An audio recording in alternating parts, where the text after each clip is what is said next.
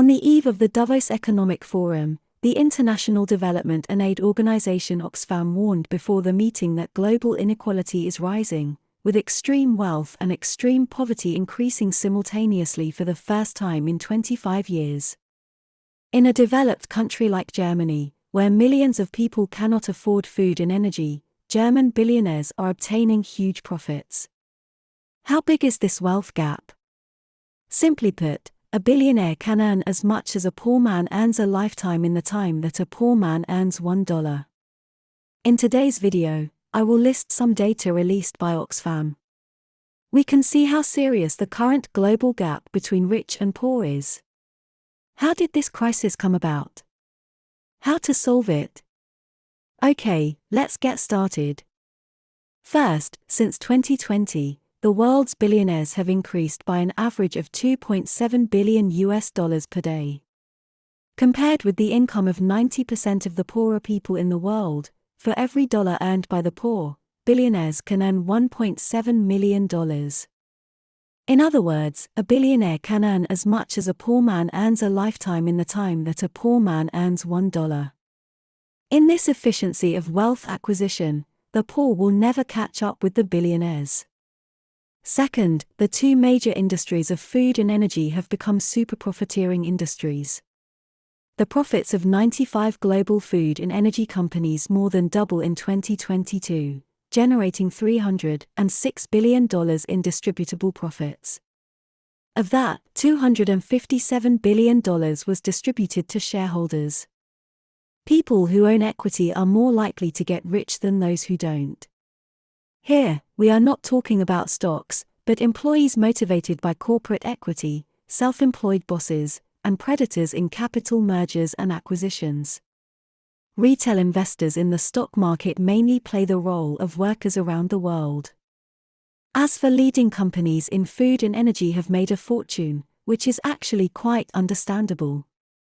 On the one hand, the COVID-19 allows people to allocate more of their money to food purchases, and the Russia-Ukraine war has increased energy prices. In addition to the low price of Russian Ural crude oil, the prices of crude oil from the Middle East, Northern Europe, the United States, South America, and ASEAN have all increased. Energy exporting countries such as Qatar, Norway, the United States, the United Kingdom, Saudi Arabia, and Iraq have all made a fortune. We often say that in crisis there is always opportunity. But judging from the crisis in 2022, the crisis is distributed to the poor, while the opportunity is left to the rich. The poor are struggling to survive for a piece of medicine, vegetables, a bed in hospital, and a job, while the rich are selling medicine, vegetables, natural gas, and hiring labor at a lower cost, making a windfall.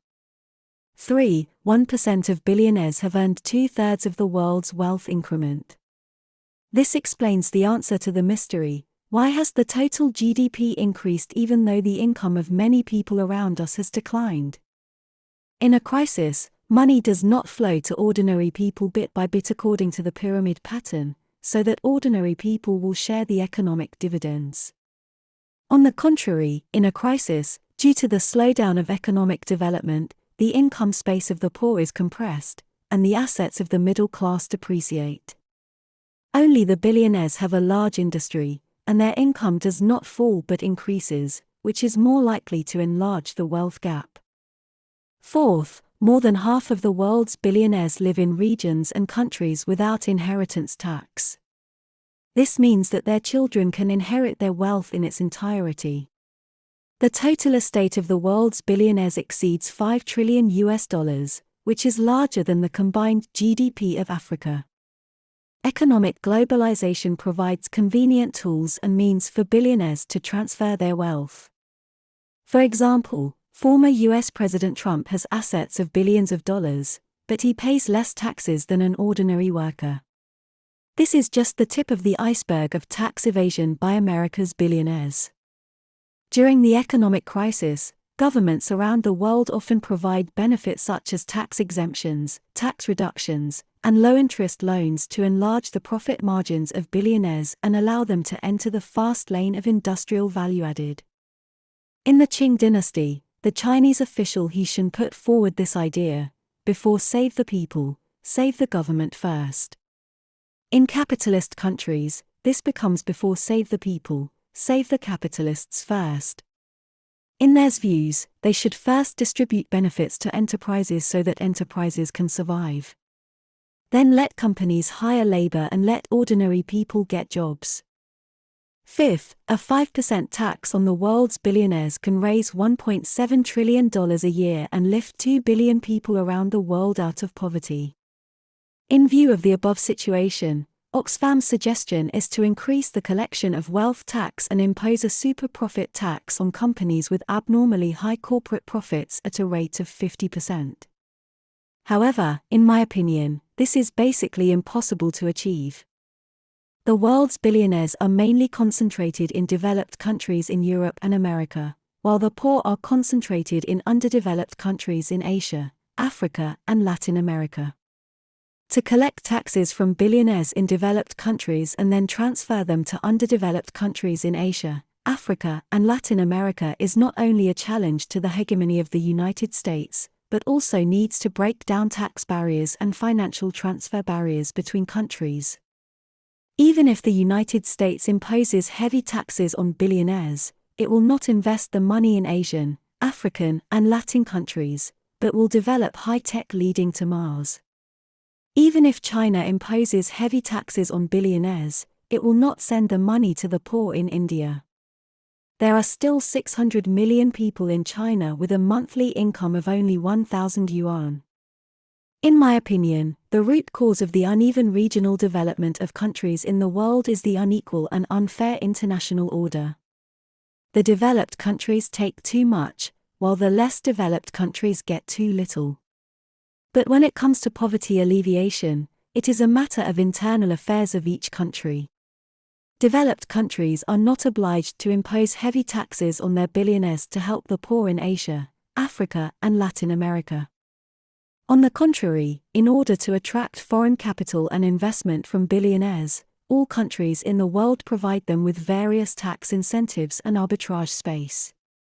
China has set 2 centenary goals, not to save other countries, but to allow its own people to live a more prosperous life.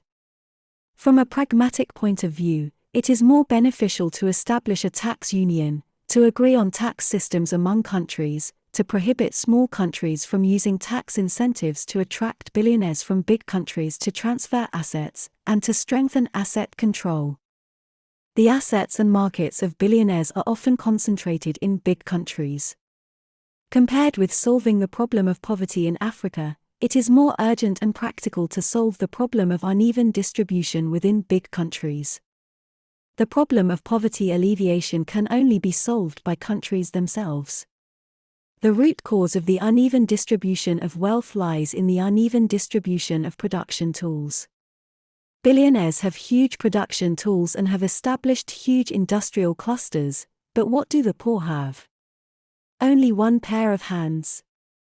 When the economy is good, the poor can work hard to get rich and change their lives. But in the midst of a crisis, keeping a job is not easy. So, how do you think the world should prevent this crisis? How can you protect yourself in this crisis? Please put your comments below, and share your insightful ideas with other people. Your precious time with us is highly appreciated. See you.